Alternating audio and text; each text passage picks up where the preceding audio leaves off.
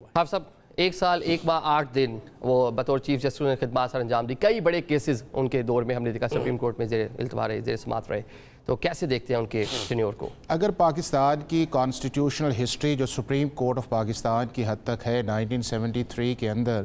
تو 96 سے آنورڈز جو ہے پاکستان کے اندر ایک سینیورٹی کا کانسیپٹ آیا ہے. اور اگر آپ یہ دیکھیں تو 15 ججز جو تھے وہ پہلے آئے تھے جو الجہاد ٹرسٹ کا کیس تھا, اور 15 اس کے بعد آئے ہیں جو یعنی کہ 30ویں چیف جسٹس جو ہیں وہ کل اپنے عہدے کا اور لیں گے. اگر انڈیویجولی سارا دیکھیں تو ہر ایک جو چیف جسٹس ہے اس کے متعلق, اس کے دور کے متعلق آپ بہت ساری باتیں کر سکتے ہیں, لیکن یہ جو لاسٹ چیف جسٹس ہے اس کے 2 چیزیں میں کہنا چاہوں گا جو ہے. ایک تو یہ ہے کہ پاکستان کی سپریم کورٹ نے وہ چیزیں جو جوڈیشل اوور ریچ کی ہوئی تھیں جس کے اندر کانسٹیٹیوشن کا رائٹنگ ان دا کانسٹیٹیوشن یا reading into the constitution تھا, اور ان 4 ججمنٹس کے اندر پاکستان کی سپریم کورٹ نے اپنے آپ کو اس انڈر دا کانسٹیٹیوشن لے کے آئے جو ان کا ایک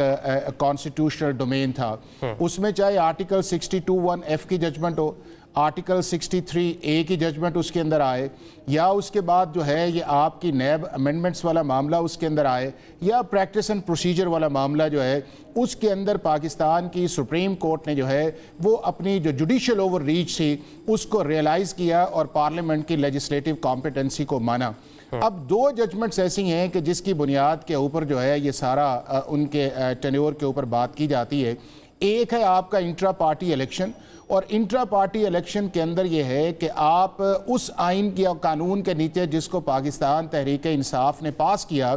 اس کے نیچے آپ ایک کانسٹیٹیوشنل یا لیگل آبلیگیشن آپ نے پورا نہیں کیا, اور آپ ایکسپیکٹ کر رہے تھے کہ پاکستان کی سپریم کورٹ آرٹیکل 187 پہ جائے جو وہ نہیں گئے. اگر آپ اس سارے کانٹیکسٹ کے اندر دیکھا جائے, کانڈکٹ کے حساب سے میں دیکھتا ہوں کہ بہت سارے ایشوز سے جس کا آج پاکستان کے ڈیزگنیٹ چیف جسٹس نے کیا ہے کہ ججز کے ساتھ یا اس کے بعد بارز کے ساتھ ایک ان کا ایسا رویہ تھا, بٹ جنرلی یہ دیکھا جائے تو میں یہ سمجھتا ہوں کہ ان کے دور کے اندر جو پاکستان کی سپریم کورٹ جو تھی بہت آگے جا چکی تھی پچھلے 12-14 سال کے اندر. جسٹس افتخار چودھری کا تھا, اس کے اندر انہوں نے اس چیز کو ریئلائز کیا, اور اس ریئلائز کے اندر جو کانسٹیٹیوشن کے نیچے آرٹیکل 172(5)(2) ہے اس کے نیچے انہوں نے ایکسرسائز کی, اور یہ ایک اچھا